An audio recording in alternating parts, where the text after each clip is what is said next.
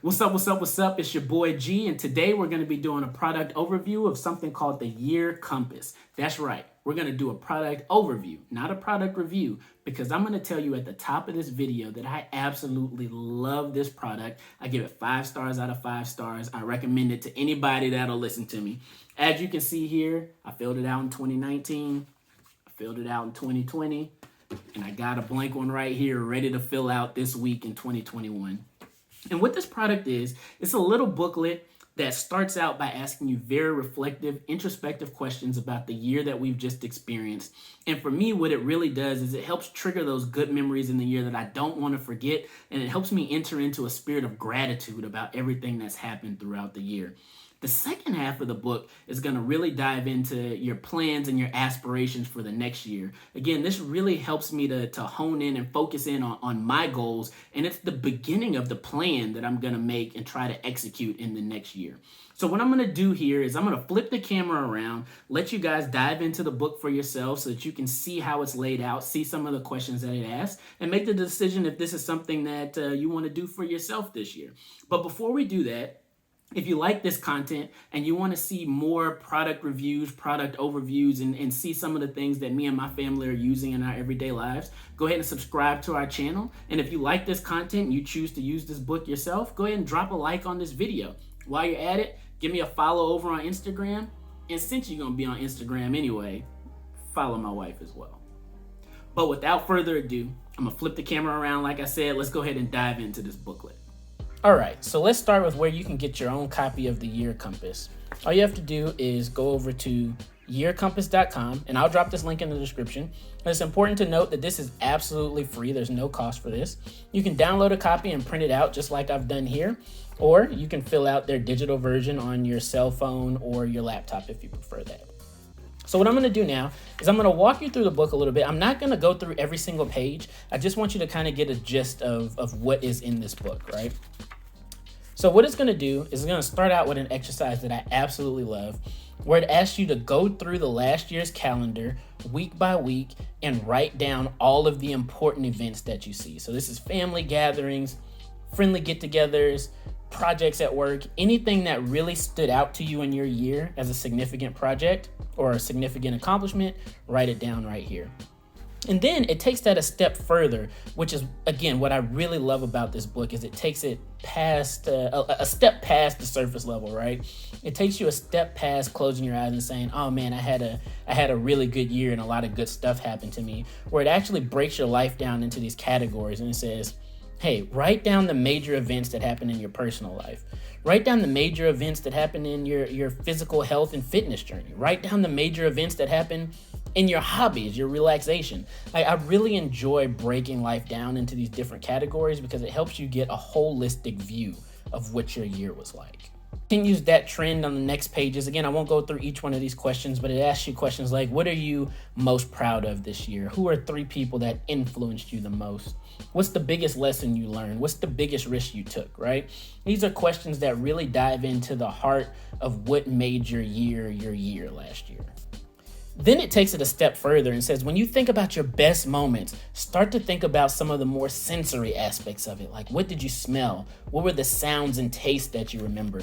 And going through those sensory details of good things that happened to you, that's what's really going to help cement those memories in your mind forever. And I absolutely love that it does that. Then it breaks your year down into triplets. It says things like, what are your 3 greatest accomplishments? What were your 3 greatest challenges? Who helped you overcome those challenges? Again, just really great reflective questions. I think that these 2 pages are 2 of the most important things that you can do as you enter into the new year: forgiveness and letting go. It encourages you to think about things that you might still be holding on to that other people have done to you, said about you. Write those things down here and forgive them. But most importantly is this little bit right here for me. Or are you angry with yourself? Is there something that you didn't get to this year that you really wish that you had had the chance to get to, that maybe circumstances stopped you from getting to, procrastination stopped you from getting to? Write those things down and forgive yourself for it. I think that this exercise is extremely cathartic and it's extremely important to getting off to a fresh start for the next year. And then finally, you get to something that I really love about this book. One of the things it asks you to do is to think about your last year like it was a book or a movie. And I fancy myself an author, so I enjoy doing that, right? And it asks you to give your year a title. I just think that that's really cool. It's cool when you go back, to 2019, 2020, to past years and look back at what you titled your years, just to reflect on the broader scope of your life. I think that's really cool.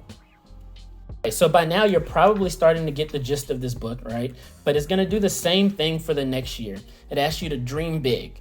Think about what's your ideal state for next year. Write it down, draw it here. But then it does the same thing that it did on the previous pages, where it breaks your year down into different categories: your personal life, your friends and family, your physical health, and write down goals for each one of those sections so that you can know where you want to push yourself this year in each one of these individual categories of your life. I really love this breakdown. And again, I won't read all these to you, but it gets down into what it calls the magical triplets for the year. I'm ready to let go of these 3 things. I want to accomplish these 3 things most. I'll do these 3 things every morning. It just continues through that exercise and gives you focus for how you want to attack the next year. So then it wraps things up by asking you to come up with 6 sentences about your next year. This year I will not procrastinate anymore over. This year I will draw the most energy from. This year I'll be bravest when. This year I will say yes when. This year I'll advise myself to. This year will be special for me when. And it's like these questions really force you to visualize your next year and really hone in on what it is that you actually want for the year ahead. And I think that that's an awesome thing to do. And then to wrap it up again, just like when you end the year and it asks you for a title, it's going to ask you to pick a word. Like, what is the word that you think will embody the next year, right? And then it asks you to write down a secret wish. What is the one thing that maybe you're hesitant to write down as a goal on paper, but this is something that would be really awesome if it happened and you really want it to happen. It wants you to write that down right here. And then that's it, right? That's it. You sign the back of the book, you put it away, maybe you reflect on it mid-year, but that's the end of this exercise. All right, so that's it. That is the Year Compass. I don't know if you guys can tell, but I really enjoy this product. I just think it's so worth it to take an hour of your time before you go into the new year to really sit down and intentionally reflect on all of the moments that you enjoyed and loved from the last year, and also to really sit down and to visualize the accomplishments that you want in the next year. I think that will go so far in helping us accomplish our goals. But I'm gonna get off of my planning soapbox. You guys know that I'm really passionate about planning. Please leave a comment below if you end up using the Year Compass. I'd love to hear about your experiences with it. Like this video, subscribe for more content. I'll talk to y'all later.